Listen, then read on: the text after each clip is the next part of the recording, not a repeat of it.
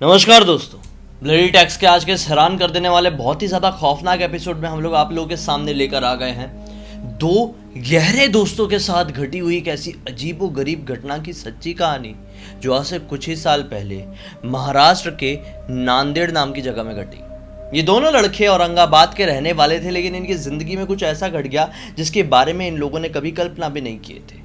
क्या थी ये घटना, कैसे किसके साथ डिटेल में घटी, ये सब कुछ आज आप लोगों को जी अपनी जुबानी बताएगी। एक्चुअली ये लोग औरंगाबाद के रहने वाले हैं और ये लोग बचपन से ही बहुत ही ज़्यादा अच्छे दोस्त हैं। इनफैक्ट जो इनकी फैमिली है वो भी बहुत टाइम से, मतलब इनके बचपन से पहले से ही दोस्त है। ये लोग आस पड़ोस के रहने वाले हैं। ये दोनों वहाँ पर भी औरंगाबाद में भी स्कूलिंग जो होता है उनका साथ में ही होता है। और उसके बाद ये लोग डिसाइड करते हैं कि हम लोग नांदेड़ जाएंगे और वहाँ पे एडमिशन लेंगे, वहाँ पे क्लासेस लगाएंगे। और जो ये रितेश था वो JEE कर रहा था और जो समर्थ था उसका दोस्त वो नीट कर रहा था। मतलब ये रितेश और समर्थ की कहानी है। हाँ, तो उनकी कहानी। तो वो लोग सोचते हैं कि हम लोग नांदेड़ में जाते हैं, वहाँ पे एडमिशन लेते हैं, सब कुछ वहीं पे, और साथ में ही एक कोई फ्लैट रेंट पे ले लेंगे। और अपन दोनों तो बचपन से साथ में रह रहे हैं तो एक फ्लैट में रहने में कोई दिक्कत भी नहीं होगी, जैसा कि सब बच्चे मोस्टली करते हैं। कहीं पर जाते हैं रेंट पे, लेकिन घर तो 2 4 5 बच्चे साथ में ही रहते हैं और साथ में स्टडी करते हैं। तो इसको ऐसा लगता है कि हम दोनों साथ में रहेंगे तो स्टडी भी आराम से कर पाएंगे। अगर कोई अटकता है तो उसको वो बता सकता है आराम से, ऐसा वाले रहता है। तो ये लोग अपने फैमिली के साथ नांदेड़ में जाते हैं और वहाँ पे रेंट पे एक अच्छा घर लेके वहाँ पे शिफ्ट हो जाते हैं। उसके बाद रोज का इनका ऐसा ही था कि रोज ये लोग क्लासेस जाते थे, अपने कॉलेज जाते थे और जो भी स्टडी का अपना रहता था बाहर रोज जाया करते। रोज सुबह जाते थे ये लोग 6-7 बजे करीब और शाम को वापस आते थे। ये लोग बाहर ही स्टडी करते थे, मतलब दिन में घर पे आते ही नहीं थे। शाम के टाइम में आएंगे, कुछ बाहर से डिनर लेके आएंगे और घर पे खाएंगे। इनका रोज का लाइफस्टाइल यही चल रहा था। एक दिन क्या होता है, जो समर्थ था इसका, रितेश का दोस्त, उसका नेक्स्ट डे एग्जाम होने वाला था। जो टेस्ट एग्जाम रहता है ना क्लासेस में, वो होने वाला था।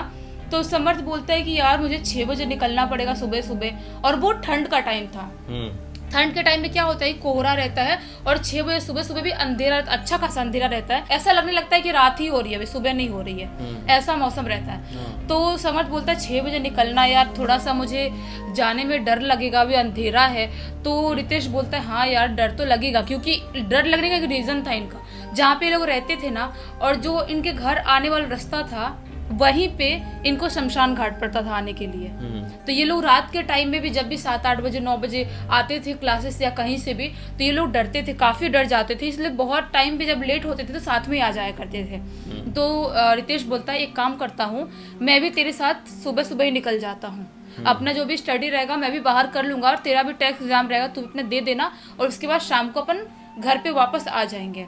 तो ये लोग ऐसे ही डिसाइड करते हैं और सुबह सुबह 6 बजे निकल जाते हैं। जब ये लोग सुबह सुबह 6 बजे निकलते हैं अपने घर से, और जब शमशान घाट वाला जो एरिया था, जो रास्ता था, वहाँ पे पहुँचते हैं, जो गेट लगा हुआ शमशान घाट का, वहीं पे ही कुछ अजीब सा पड़ा हुआ था जिसपे ये जो समर्थ था उसका पैर टकराता है। अच्छा, मतलब कुछ चीज पड़ी हुई हाँ थी। कोई चीज पड़ी हुई थी। इसको समझ में नहीं आता कि किस चीज में पैर टकरा। थोड़ा थोड़ा कोहरा और अंधेरा वाला टाइम था, थोड़ी ठंड हो रही थी वो टाइम पे। तो वो देखने की कोशिश करता है तो क्या पाते हैं ये लोग, रितेश और समर्थ, कि वहां पे ना जो कुमकुम होता है ना, सिंदूर, उसका पूरा गोला बनाया गया है।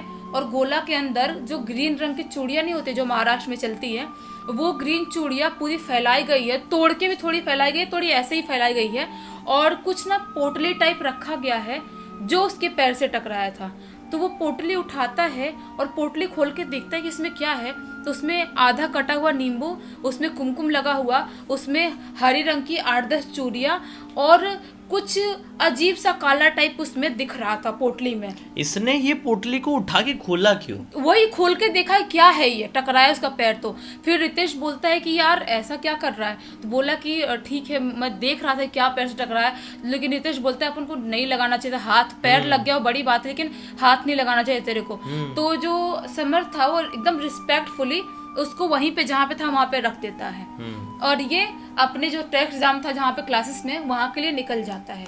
और जो रितेश था वो भी अपने क्लासेस के लिए कहीं ना कहीं निकल जाता है। समर्थ का पूरा दिन कैसे जाता है रितेश को बिल्कुल भी पता नहीं था, क्योंकि वो अपने क्लासेस में था। और रोज की तरह ये लोग शाम को पहुंचने वाले थे घर पे। जो रितेश था वो शाम को पहले ही पहुंच जाता था, लेकिन जो समर्थ था वो लेट आता था। क्योंकि वो नीट की स्टडी कर रहा था, उसको ज्यादा पढ़ना रहता था, कुछ भी करना रहता था, उसकी वजह से वो बिजी रहता था। तो वो क्या होता है, जिस दिन ये सब कुछ हादसा हुआ था उस दिन रात के 8 बज जाते हैं। ढूंढ रहा है रितेश की अभी तक क्यों नहीं आया समर्थ, समझ में नहीं आ रहा इतना लेट क्यों हो गया। 6:30-7 बजे तक शाम को आ ही जाता है, 8 बज गए अभी तक नहीं आया। वो अभी वेट कर ही रहा था, तभी क्या देखता है कि समर्थ आता है रूम में और उससे बिना बात किए बाथरूम में चला जाता है। तो उसको थोड़ा अजीब लगता है कि मतलब मुझसे बात कैसे नहीं किया, हम लोग बचपन के दोस्त हैं, साथ में रहे खेले बड़े हुए हैं, और अभी मुझसे बात नहीं कर रहा है और ऐसा क्यों रिएक्ट कर। उसको लगता है शायद हो सकता है टेस्ट एग्जाम था जिसकी वजह से अच्छा नहीं गया होगा या कोई भी प्रॉब्लम होगी, थोड़ा सा अपसेट होगा, इसलिए बात नहीं कर रहा है। उसके बाद क्या होता है, जब बाथरूम से 5-10 मिनट बाद निकलता है तो वो बोलता है रितेश को, एक काम कर तो दूसरे वाले रूम में जा। तो रितेश को थोड़ा ऑड लगता है कि दूसरे रूम में जाने के लिए क्यों बोल रहा है, पहली बार बोल रहा है। हाँ पहली बार बोल रहा है। तो बोल रहा है मेरे को चेंज करना, दूसरे रूम में जा। तो बोलता है भाई बचपन से साथ में रहे अपन, और यहाँ पे जब से रह रहे तो मेरे सामने चेंज करता है, अभी तू मुझे दूसरे रूम में भेज रहा है चेंज करने के लिए, मतलब क्या है ये। तो वो बहुत गुस्से में बोलता है, जा रहा है कि नहीं दूसरे रूम में तू। इसको समझ में नहीं आता कि पहली बार समर्थ ने मुझसे ऐसे बात किया है, ऐसा कैसे हो सकता है। उसको कुछ समझ में नहीं आता, थोड़ा सा वो मतलब बोलते हैं सैड हो जाता है और थोड़ा सा हर्ट होता है कि मुझसे ऐसे कैसे बात कर रहा है। उसके बाद वो कुछ बिना कुछ बोले दूसरे वाले रूम में चला जाता है रितेश, और जब दूसरे चेंज कर लेता है वो, उसके बाद उसको पता चलता है शायद चेंज कर लिया होगा, अपने खुद 5-10 मिनट बाद आता है उस रूम में, तो क्या देखता है कि वहाँ पे समर्थ है ही नहीं। उसको समझ में नहीं आता है कि कहाँ गया समर्थ, मतलब अभी चेंज कर रहा था मैं दूसरे वाले रूम में, अभी मोबाइल ही चला रहा था, मुझे पता नहीं चला कि कैसे निकल गया। वो वेट करने लगता है, उसको फोन लगाता है, उसका फोन नहीं लग रहा था। उसको समझ में नहीं आता कि कहाँ गया, क्या करूँ मैं, जाके देखूँ क्या बाहर भी जाता है एरिया में, थोड़ा बहुत देखता है कहीं बाहर तो नहीं खड़ा है, तो बाहर भी उसको समर्थ दिखाई नहीं देता है। उसके बाद क्या सोचता है कि एक काम करता हूँ, मैं बैठता हूँ वेट करता हूँ थोड़ी देर, कहीं ना कहीं गया होगा, उसका मूड ऑफ था शायद, कहीं ना कहीं गया होगा, खुद ही वापस आ जाएगा। वो बैठ रहा था, वेट कर रहा था, तभी 9:30 बजे करीब समर्थ घर पे आता है और वो साथ में लाता है चिकन बिरयानी। चिकन बिरयानी क्यों मैं ऐसे हाईलाइट कर रही हूँ बताती हूँ, क्योंकि ये लोग नॉनवेज नहीं खाते थे। ये लोग भगवान विट्ठल के बहुत बड़े भक्त हैं। अच्छा। इनके पूरे फैमिली वाले, जो समर्थ की फैमिली, जो रितेश की फैमिली है, ये लोग भगवान विट्ठल की बहुत ज्यादा पूजा करते हैं और माता रुक्मणी की बहुत ज्यादा पूजा करते हैं, और इन लोगों ने आज तक कभी भी नॉनवेज नहीं खाया है। अच्छा। तो फिर तो ये हैरान होने वाली बात, वही तो इसको समझ में नहीं आता है कि कैसे ये चिकन बिरयानी खा रहा है। बहुत ज्यादा शॉकिंग है। वो बोलता भी है उससे, समर्थ से, भाई तू ये गलत कर रहा है, अगर अंकल को पता चलेगा तू ऐसे नॉनवेज खा रहा है तो उनको अच्छा नहीं लगेगा, ऐसा मतलब क्यों कर रहा है। तो वो कुछ भी नहीं बोलता है भाई तू ऐसा क्यों बिहेव कर रहा है, मुझसे अच्छे से क्यों नहीं बात कर रहा है, और तू ये सब कुछ क्यों कर रहा है यार, मत खा, मैं दूसरा खाना लेके आई हूँ वेज, वो खा ले, ये सब मत कर। वो बहुत गुस्से में उसकी तरफ ऐसे लुक देता है बस, और कुछ नहीं बोलता है। अभी रितेश को लगता है शायद कुछ ना कुछ तो गड़बड़ है, मेरे को समझ में नहीं आ रहा है क्या गड़बड़ है, ये कैसे खा रहा है बिरयानी, मेरे को समझ में नहीं आ रहा है। एक काम करता हूँ, इसको जैसी हालत में से छोड़ देता हूँ, वो इस रूम में सो जाए, मैं अंदर वाले रूम में जाकर सो जाता हूँ। ये अंदर वाले रूम में सोने के लिए चले जाता है। जब उसको सोए हुए थोड़ी देर ही हुए होंगे, मतलब कि कुछ घंटे ही हुए होंगे, रात के 1:45 बजे करीब उसको, रितेश को उसके कान में ऐसी आवाज आती है कि जैसे कोई खुशफुसा रहा है। रितेश को आवाज? हाँ। उसको समझ में नहीं आता कि कौन खुशफुसा। अचानक उसकी आँख खुलती है, अचानक से आँख खुलती है, देखता है चारों तरफ कोई नहीं दिखाई दे रहा है। उसको समझ में नहीं आता कि जो समर्थ है वो दूसरे रूम में सो रहा है, मैं दूसरे रूम में सो रहा हूँ, तो आखिर मेरे कान में आके खुशफुसाया कौन, बोल कौन रहा था। वो सोचता है ये काम करता हूँ, मैं बाहर निकल के जाता हूँ, देखता हूँ कहीं समर्थ ठीक है कि नहीं, कहीं उसके साथ भी कुछ गड़बड़ तो नहीं हो रही है, उसको भी कोई आवाज़ तो नहीं आई है। दूसरे वाले रूम में जब जाता है समर्थ को देखने के लिए, तो क्या पाता है, समर्थ ऐसा बैठा हुआ है और ऐसे हिल रहा है, ऐसे से हिल रहा है और कुछ बड़बड़ा रहा है, ऐसे हिल रहा है और पता नहीं क्या कुछ बोल रहा है ऐसे ऐसे। उसको समझ में नहीं आता ये क्या बोल रहा है। वो जाता है ऐसे झकझोरता है जोर से कि क्या हुआ भाई समर्थ, क्या हुआ, ऐसा क्या बोल रहा है तू, ऐसी हरकत क्यों कर रहा है, ऐसे हिल क्यों रहा है तू। तो समर्थ मतलब अचानक ऐसा लगता है होश में आया, वो होश में आता है और बोलता है पता नहीं यार, मुझे ऐसा लग रहा था मेरे कान में कोई बड़बड़ा रहा है। समर्थ ने ऐसा बोल रितेश से कि मेरे कान में कोई बड़बड़ा रहा है, कुछ अजीबोगरीब गंदी सी एकदम वाहियात सी आवाज मेरे कान में आ रही है। तो रितेश बोलता है क्या बात कर रहा है भाई, मैं भी सोया हुआ था अंदर वाले रूम में, मुझे भी कुछ ऐसी आवाज आई कि मेरे कान में कोई बड़बड़ा रहा है और तू भी यही बात कर रहा है। तो बोलता है रितेश कि काम करते हैं भाई, थोड़ी देर जागते हैं, क्या प्रॉब्लम हो रही है, क्या सब चीज़ें कुछ नहीं पता। हाँ, समझने की कोशिश करते हैं। आज तेरी हरकतें भी शाम के टाइम में कुछ सही नहीं थी। तो समर्थ पूछता है कौन सी हरकतें?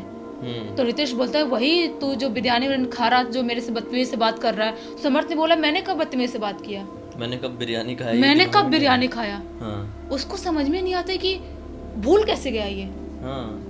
अभी तो शाम के टाइम में बिरयानी खाया इसने और बदतमीजी से बात किया, ऐसे कैसे भूल गया। हाँ। तो रितेश को अब पक्का यकीन हो जाता है कुछ ना कुछ गड़बड़ है। तो रितेश सोचता है कि अभी मुझे इसको कुछ नहीं बताना चाहिए और कैसे भी सोने की कोशिश करना चाहिए, और मैं सुबह मॉम डैड को फोन करूंगा और ये सारी चीजें बताऊंगा।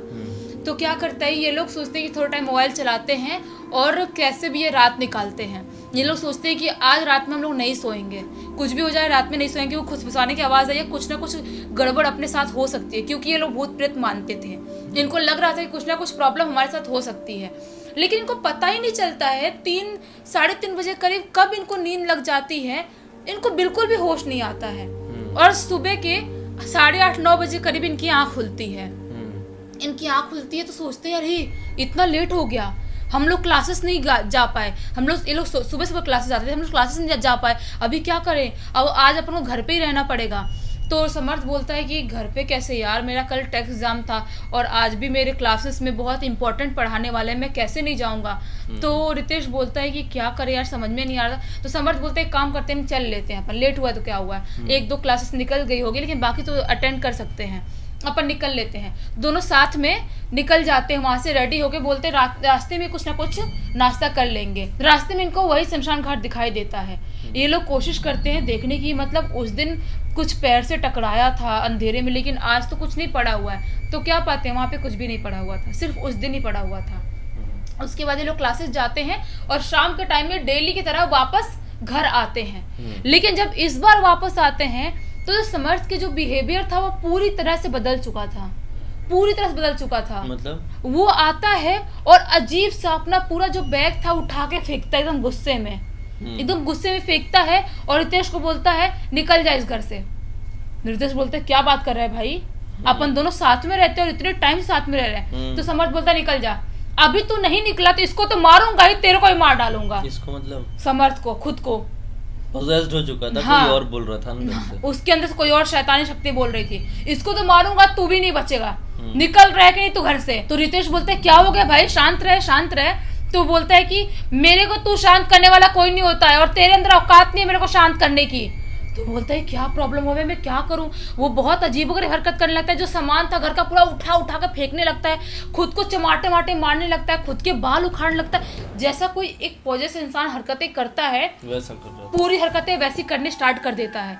अब बहुत जोर से डर जाता है रितेश, सोचता है मुझे घर पे फोन करना चाहिए। वो रूम से बाहर निकलता है और बाहर से रूम लॉक कर देता है। लॉक करने के बाद अपने डैड को कॉल लगाता है, औरंगाबाद में जो उसके डैड रहते थे वहां पे कॉल लगाता है उनको, और घबराई हुई आवाज में अपने डैड से सारी चीजें जो भी उसके साथ 2-3 दिन से हो रही थी सब कुछ A to Z तक बता देता है। जब उसके डैड सुनते हैं तो बहुत ज्यादा शॉक्ड होते हैं। मतलब उसने किसके डैड को बोला था? अपने डैड को। तो उसके डैड बहुत ज्यादा शॉक्ड बोलते हैं कि मतलब क्या बात कर रहा है ये सब, कैसे, क्या, क्यों तुम लोगों ने हाथ ही क्यों लगाया, उसने क्यों उठाया और क्यों देखा खोल के। अच्छा, मतलब ये लोग समझ गए थे जो भी कांड हो रहा है उसी कारण। हाँ, उसी कारण हो रहा है, क्योंकि ये लोग भूत प्रेत ये सब ब्लैक मैजिक सारी चीजें ये लोग मानते थे, पूरी तरह से मानते थे। तो उसके डैड बोलते हैं अरे बेटा तू ये बहुत बड़ी बात है, और वो पूरी तरह से पोजेस हो गया, मतलब वो कुछ भी नुकसान पहुंचा सकता है, तेरे को पहुंचा सकता है, अपने आप को भी पहुंचा सकता है। एक काम कर, जो अपने घर में विठल जी की जो फोटो है ना उनकी फोटो उठा और उसको पकड़, कैसे भी उसको पकड़ और जो पास वाला मंदिर है वहां पे लेके जा, पास वाले मंदिर में, और वहां पे जाके मंदिर में बैठ और विठल की आरती और उनका जाप करना स्टार्ट कर और हरे रामा हरे कृष्णा करना स्टार्ट कर। तो ये बोलता है कि पापा मैं इसको कंट्रोल में कैसे लाऊंगा, बिल्कुल पागल हो चुका है, पूरी बर्बाद हरकतें कर रहा है, बिल्कुल बेकार हरकतें कर रहा है। तो उसके डैड बोलते हैं कुछ भी कर बेटा, तो जा विठल जी की फोटो उठा और लेके कैसे भी जा। तो जाता है दौड़ के, खुलता है दरवाजा, दौड़ के सबसे पहले वहीं पे मंदिर में ही जाता है, विठल जी की फोटो लेता है और उसका हाथ पकड़ता है। और जब हाथ पकड़ता है ना तो वो हिल नहीं पा रहा था, ऐसे हाथ पकड़ता है, खींचने की बहुत कोशिश करने लगता है, वो हिल ही नहीं पा रहा है, उसको बार बार खींच रहा है फिर भी नहीं हिल पा रहा है। वो जोर जोर से हरे रामा हरे कृष्णा करने लगता है जोर जोर से, और विठल जी की फोटो लेकर उसको बहुत जोर से खींचना चालू करता है। और उसको खींचते खींचते यही रात के 9:30 10 बज रहे थे, खींचते खींचते उसको उस मंदिर में लेके चले जाता है। जो मतलब मंदिर घर के बाहर वाला कोई मंदिर? हाँ, उसके घर के बहुत पास में एक मंदिर था। अच्छा। जो यही विठल जी की और माता रुक्मणी जी का वहां पे मंदिर था, तो वो उसमें लेके जाता है। और मंदिर तो वो टाइम पे बंद हो ही गया था, ऑलमोस्ट बहुत आरती खत्म हुआ था, बंद हो ही गया था। वहां पे लेके पहुंचता है और वहां पे बैठ के हरे रामा हरे कृष्णा करने लगता है, जोर जोर से जाप करने लगता है। उसको पकड़ा हुआ था कि भाग ना जाए, और वो बहुत ऐसी हरकत कर रहा है जैसे कि वो भाग ही जाएगा, वहां से उठ के निकल ही जाएगा। जो पंडित जी थे वो बोलते हैं कि क्या हुआ बेटा, मतलब ऐसी हरकत क्यों कर रहा है। जब पंडित जी देखते हैं उसको ध्यान से, तो सारी चीजें पंडित जी को बताता है कि ये सब चीजें हमारे साथ हो रही है हमारे घर पे। और जब पहले दिन ये घर में एंटर किया था सब कुछ बताता है। जब पहले दिन इसने एंटर किया था, जब लांघने के बाद, तो जो विठल जी की फोटो थी ना, वो लिटरली उसके घर में एंटर करते से गिरी थी। अच्छा। ऐसा हुआ था। तो सारी चीजें वो पंडित जी बताते, पंडित जी बोलते हैं, जल वल छिड़कते, बोलते हैं एक काम करो, अपने फैमिली वालों को बुलाओ, कुछ भी हो जाए तुम लोग अपने फैमिली वालों को बुलाओ, और पूरी रात तुम लोग इसी मंदिर में रुको, यहाँ से कहीं पर भी जाना मत। तो वो लोग बोलते हैं हाँ, पॉजेस था पूरी तरह से। उसको पकड़े हुए थे कैसे भी, 1-2 लोग और आ गए थे, वो लोगों ने पकड़े हुए थे। वो पूरी तरह से पॉजेस था। पंडित जी बोलते कॉल करो, तो ये अपने डैड को और समर्थ के डैड को कॉल करता है कि आप लोग कुछ भी करके आ जाओ, गाड़ी मतलब लो और आप लोग बाय रोड आओ, कैसे भी आओ, लेकिन जल्दी आ जाओ आप लोग। ये लोग जो पंडित जी वो बहुत कंट्रोल करने की कोशिश करते हैं उससे। अभी वो पूरी तरह से पागल हो चुका था, अभी खुद का सिर विर मारने लगा था। वो मंदिर का जो फर्श होता है ना, उसके ऊपर सिर मारने लगा था। मतलब वो ना खुद को चोट पहुंचाने लगा था, खून निकल रहा था, इधर नाखून मार दिया, इधर नाखून मार दिया, पूरा खून निकलने लगा था। तो जो पंडित जी थे वो कैसे मंत्र पढ़ रहे हैं, और जो कलावा होता है वो लाके बांधे, पानी छिड़क रहे, भगवान के पास में फूल लाके उसके पास रख रहे हैं, उसको टच करने की कोशिश कर रहे हैं। उसके बाद तक कंट्रोल में नहीं हो रहा है।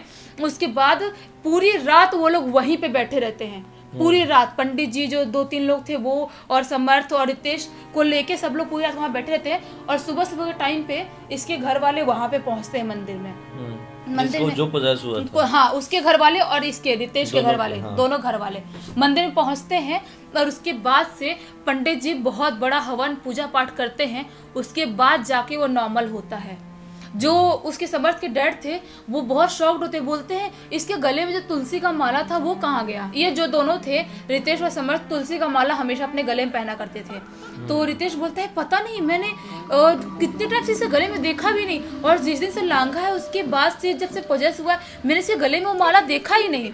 तो पंडित जी बताते हैं कि अगर वो तुलसी का माला होता है इसके गले में तो ये शायद पोजेस नहीं होता, क्योंकि जो आत्मा है वो इतनी ज़्यादा भी ताकतवर नहीं है। जो आत्मा है ना, उसको वहाँ पे किसी ने ब्लैक मैजिक करके रखा था किसी और के ऊपर जाने के लिए उस आत्मा को। लेकिन इसने लांघा और इसने टच किया, इसलिए इसकी बॉडी पे हावी होने की कोशिश कर रही थी, और उसकी वजह से इसका जो तुलसी का माला था वो भी टूटा था। ब्लैक मैजिक से जो किए हुए प्रेत रहते हैं हाँ, वो इतने ज्यादा स्ट्रांग नहीं होते, हाँ, ताकतवर नहीं होते, लेकिन फिर भी हम जो बोल रहे हैं इतने ज्यादा स्ट्रांग नहीं होते भाई। वो कमजोर प्रेत भी ना इंसानों की जिंदगी में इतनी उथल पुथल मचा सकते हैं कि हमने कभी सोचा भी नहीं होगा। हाँ, तो पंडित जी बताते हैं कि वो जो प्रेत है ना, जो भी आत्मा है, वो उसका कुछ लिमिट एरिया है, वो उसी एरिया तक रह सकता है, उस एरिया से बाहर नहीं जा सकता।